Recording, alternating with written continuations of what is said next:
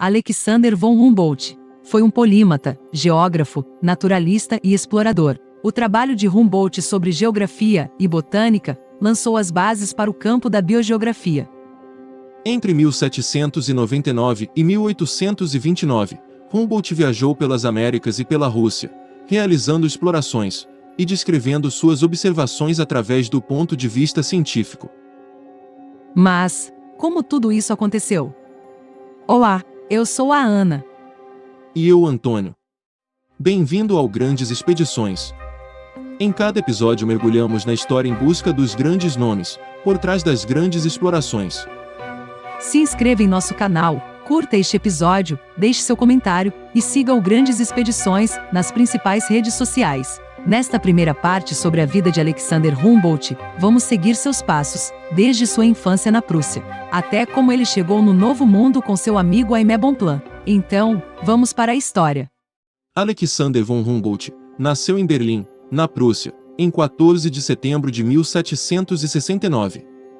Ele foi batizado na fé luterana, com o Duque de Brunswick servindo como padrinho. O pai de Humboldt, Alexander Georg von Humboldt, pertencia a uma proeminente família da Pomerânia. Ele era um major do exército prussiano, que serviu com o Duque de Brunswick. Em 1766, Alexander Georg se casou com Maria Elizabeth Colomb, uma mulher bem educada e viúva do barão Holroyd. O pai de Humboldt morreu em 1779, deixando os irmãos Humboldt aos cuidados de sua mãe. Ela tinha grandes ambições para Alexander e seu irmão mais velho Wilhelm, contratando excelentes tutores, incluindo o médico kantiano Marcus Hertz e o botânico Carl Ludwig Willdeno, que mais tarde se tornaria um dos botânicos mais importantes da Alemanha. A mãe de Humboldt esperava que eles se tornassem funcionários públicos do Estado prussiano. O dinheiro deixado para a mãe de Humboldt pelo barão Holroyd tornou-se fundamental no financiamento das explorações de Humboldt.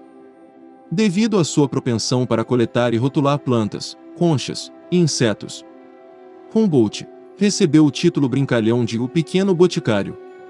Marcado para uma carreira política, Humboldt estudou finanças por 6 meses na Universidade de Frankfurt em 1787. Em 25 de abril de 1789, ele se matriculou na Universidade de Göttingen. Seu irmão Wilhelm já era estudante lá, mas eles não interagiam muito, pois seus interesses intelectuais eram bem diferentes.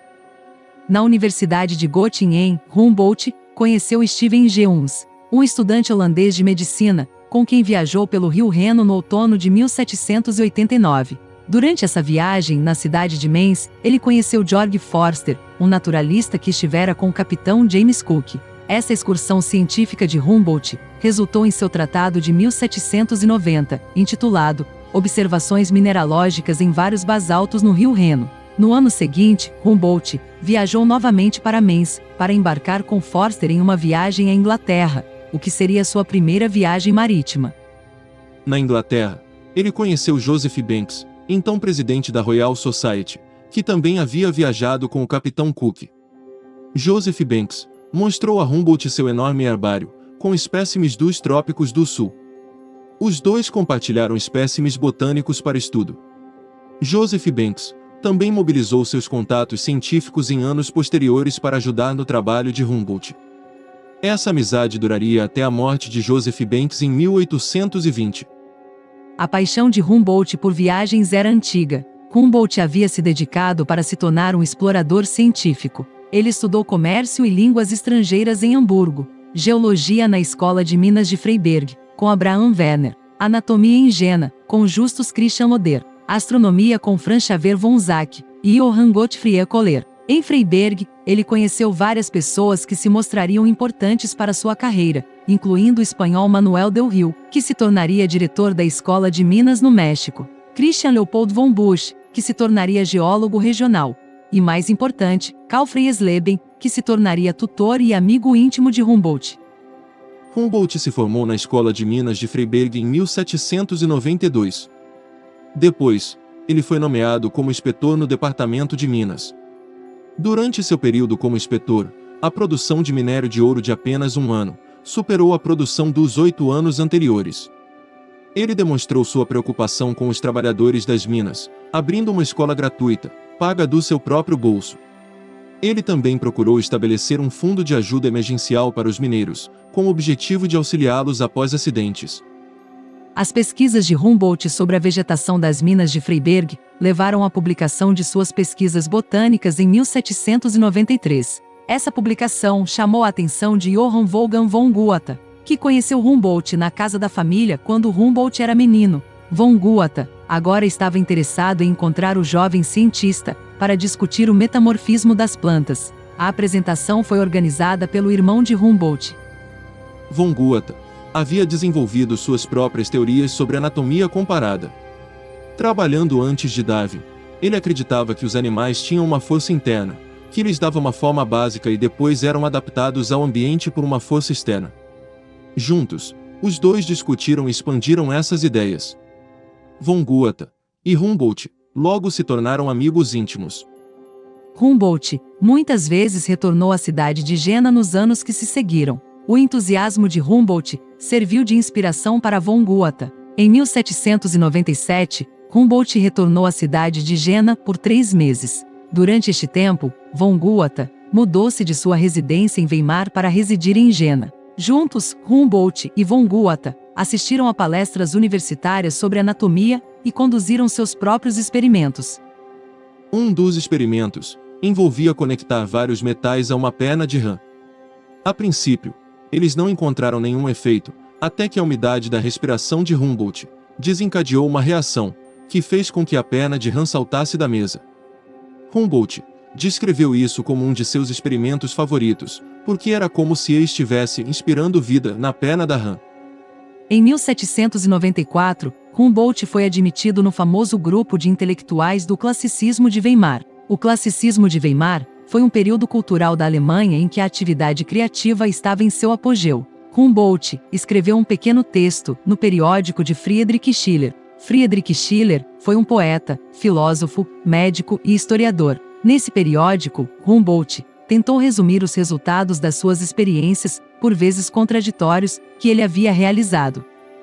O serviço de inspetor do Departamento de Minas era considerado por ele apenas como um aprendizado. Entretanto, ele cumpria seus deveres com tal habilidade que ascendeu rapidamente ao mais alto cargo em seu departamento. Devido a isso, lhe foram confiadas várias missões diplomáticas. Entre 1792 e 1797, Humboldt estava em Viena. Já em 1795 ele fez uma viagem com fins geológicos e botânicos pela Suíça e Itália. Com a morte da sua mãe, em 19 de novembro de 1796, Humboldt e seu irmão não compareceram ao funeral. Humboldt, mais tarde, não escondeu sua aversão à mãe, comentando em uma carta destinada ao seu irmão: "A morte dela deve ser particularmente bem-vinda por você." Humboldt conseguiu passar mais tempo escrevendo sua pesquisa. Ele havia usado seu próprio corpo para experimentação da irritabilidade muscular, recentemente descoberta por Luigi Galvani. Ele publicou seus resultados, em 1797 em Berlim, intitulado Experimentos em Fibras Musculares e Nervosas. Agora, com recursos financeiros para custear suas viagens, ele buscaria uma oportunidade para participar de uma grande expedição. Ele foi para Paris, onde seu irmão Wilhelm estava morando. Paris era um grande centro de aprendizado científico e seu irmão e a cunhada Caroline estavam bem relacionados nesses círculos.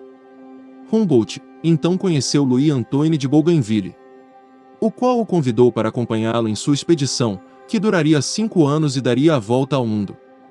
Mais tarde, devido à continuação da guerra na Europa, a expedição foi cancelada. Humboldt ficou profundamente desapontado. Ele já havia selecionado instrumentos científicos para sua viagem. No entanto, ele teve um golpe de sorte ao conhecer Aimé Bonpland, que seria o botânico e médico da expedição. Desencorajados, juntos os dois deixaram Paris e foram para Marsella, onde esperavam se juntar à expedição de Napoleão Bonaparte no Egito. Entretanto, os norte-africanos se revoltaram contra a invasão francesa, e as autoridades recusaram dar a permissão à viagem deles. Humboldt e Aimé Bonpland finalmente encontraram seu caminho indo para Madrid, onde sua sorte mudaria.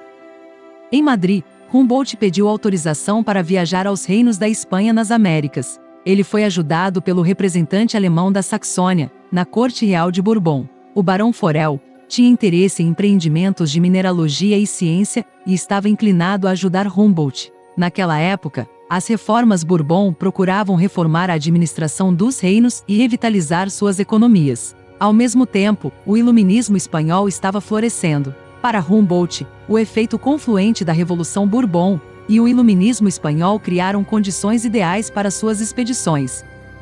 A monarquia Bourbon já havia autorizado e financiado expedições, como a Expedição Botânica ao Vice-Reino do Peru em 1777. A expedição em Nova Granada, entre 1783 a 1816. A expedição para Nova Espanha, México entre 1787 a 1803. E a expedição a La Spina, entre 1789 e 1794. Essas expedições levaram naturalistas e artistas, que documentaram a fauna, a flora e a geologia, além de coletar sementes e plantas. Os funcionários da coroa emitiram e distribuíram sistematicamente instruções sobre os meios mais seguros e econômicos para transportar plantas vivas das terras mais distantes, até a Europa. Quando Humboldt solicitou autorização da coroa para viajar para a América Espanhola, recebeu uma resposta positiva. A Espanha sob a monarquia dos Habsburgos havia guardado seus reinos contra viajantes e intrusos estrangeiros. O monarca Bourbon estava aberto à proposta de Humboldt. O ministro das Relações Exteriores espanhol, Dom Mariano Luís de Urquijo, recebeu a proposta formal e Humboldt foi apresentado ao monarca em março de 1799. Humboldt teve acesso a funcionários da coroa e a documentação escrita sobre o Império da Espanha, com a experiência adquirida do trabalho de anos para a monarquia prussiana. Humboldt tinha tanto a formação acadêmica quanto a experiência de trabalhar dentro de uma estrutura burocrática. Antes de deixar Madrid em 1799, Humboldt e Aimé Bonpland visitaram o Museu de História Natural, que continha os resultados da Expedição Botânica à Nova Espanha, de Martim Cessé e Lacastre, e José Mariano Mocino. E também conheceram Hipólito Ruiz Lopes e José Antônio Pavon, os quais haviam feito uma expedição ao Chile e Peru. Armados com autorização do rei da Espanha, Humboldt e Aimé Bonpland apressaram-se para zarpar, partindo em 5 de junho de 1799, junto ao navio Pizarro da Corunha. O navio parou 6 dias na ilha de Tenerife, onde Humboldt escalou o vulcão Teide, e depois partiu para o Novo Mundo, desembarcando em Cumaná, Venezuela, em 16 de julho. O destino do navio não era originalmente Cumaná. Mas um surto de febre tifoide a bordo fez com que o capitão mudasse de rumo, de Havana para desembarcar no norte da América do Sul. Humboldt não havia traçado um plano específico de exploração. Mais tarde, ele escreveu que o desvio para a Venezuela possibilitou suas explorações ao longo do rio Orinoco, até a fronteira do Brasil português. Com o desvio, eles encontraram 2 grandes canoas, cada uma carregando 18 índios guaiaquis. O capitão do Pizarro negociou com os índios, para que um deles pudesse servir como guia. Depois, Humboldt contratou esse índio, chamado Carlos Delpino. A Venezuela do século XVI ao século XVIII estava em relativo atraso, em comparação com as sedes na Nova Espanha e Peru. Mas durante as reformas Bourbon, a porção norte da América do Sul espanhola foi reorganizada administrativamente. Em vez de descrever o centro administrativo de Caracas, Humboldt iniciou suas investigações no Vale do Araguá, onde eram cultivadas culturas de exportação de açúcar, café, cacau e algodão. As plantações de cacau eram as mais lucrativas, pois a demanda mundial por chocolate havia aumentado. É aqui que se diz que Humboldt desenvolveu sua ideia de mudança climática, provocada pelo homem. Investigando evidências de uma queda rápida no nível da água do Lago Valência, Humboldt atribuiu a dissecação, a remoção da cobertura das árvores e a incapacidade dos solos expostos de reter água. Com o corte das árvores, os agricultores estavam removendo a influência da floresta sobre a temperatura. Humboldt visitou a missão de Caripé e explorou a caverna do Guácharo. Nesta caverna, ele encontrou e descreveu uma espécie de ave que vive em cavernas, conhecida como pássaro oleoso. Ele também descreveu um lago de asfalto e o nomeou como a Nascente do Bom Padre. Voltando a Cumaná, Humboldt observou nas noites de 11 a 12 de novembro uma notável chuva de meteoros. Ele seguiu com Aimé Bonpland para Caracas, onde subiu o Monte Ávila, com o poeta Andrés Bello, ex-tutor de Simón Bolívar. Simón Bolívar, mais tarde se tornaria o líder da independência no norte da América do Sul. Humboldt havia conhecido Simón Bolívar em Paris e havia passado um tempo com ele em Roma. Os registros documentais não suportam a suposição de que Humboldt inspirou Simón Bolívar a participar da luta pela independência, mas indicam a intenção de Simón Bolívar pela produção de novos conhecimentos sobre a América Espanhola. Em fevereiro de 1800, Humboldt e Aimé Bonpland deixaram a costa com o objetivo de explorar o curso do rio Orinoco e seus afluentes. Esta viagem, que duraria 4 meses e percorreria cerca de 2.776 quilômetros em território selvagem, também tinha como objetivo a verificação da existência do Canal de Cassiquiare, uma comunicação entre os sistemas dos rios Orinoco e Amazonas. Embora, sem o conhecimento de Humboldt, essa comunicação já tinha sido verificada décadas antes.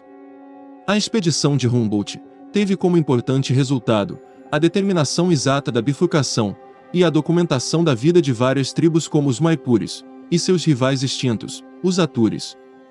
Uma curiosidade sobre isso é que várias palavras desta última tribo foram transferidas para Humboldt por um papagaio. Por volta de 19 de março de 1800, Humboldt e Aimé Bonpland descobriram enguias elétricas, cujo choque poderia matar um homem. Para pegá-las, os nativos sugeriram que eles conduzissem cavalos no rio, o que trouxe as enguias para fora da lama e provocou um confronto violento entre as enguias e os cavalos. Humboldt e Aimé Bonpland capturaram e dissecaram algumas enguias. Ambos receberam choques elétricos potencialmente perigosos durante suas experiências. O encontro fez Humboldt pensar mais profundamente sobre eletricidade e magnetismo. Humboldt voltou ao incidente com as enguias em vários de seus textos posteriores, incluindo seus diários de viagens como Visões da Natureza de 1807, Narrativa Pessoal de 1814 e Aspectos da Natureza de 1849. 2 meses depois, exploraram o território dos Maipures e dos então extintos índios Atures. Humboldt pôs fim ao persistente mito do Lago Parini, onde Walter Raleigh havia proposto que ali era um enorme lago, quando na verdade a área ficava alagada devido à inundação sazonal da savana. Em 24 de novembro de 1800, os dois amigos partiram para Cuba, desembarcando em 19 de dezembro, onde encontraram o botânico e colecionador de plantas John Fraser. John Fraser e seu filho naufragaram na costa cubana e não tinham licença para estar nas terras espanholas. Humboldt intercedeu junto aos oficiais da coroa em Havana, além de dar-lhes dinheiro e roupas. Humboldt confiou a John Fraser para levar 2 caixas de espécimes botânicos para a Inglaterra, e depois enviá-las para o botânico Carl Ludwig Wildeno em Berlim. Humboldt e Aimé Bonpland permaneceram em Cuba até 5 de março de 1801. Humboldt é considerado o segundo descobridor de Cuba devido às pesquisas científicas e sociais que realizou nesta colônia espanhola. Durante sua estadia de 3 meses em Havana, suas primeiras tarefas foram de fazer um levantamento adequado da cidade e das cidades vizinhas. Ele fez amizade com o latifundiário e pensador cubano Francisco de Arango y Parreno.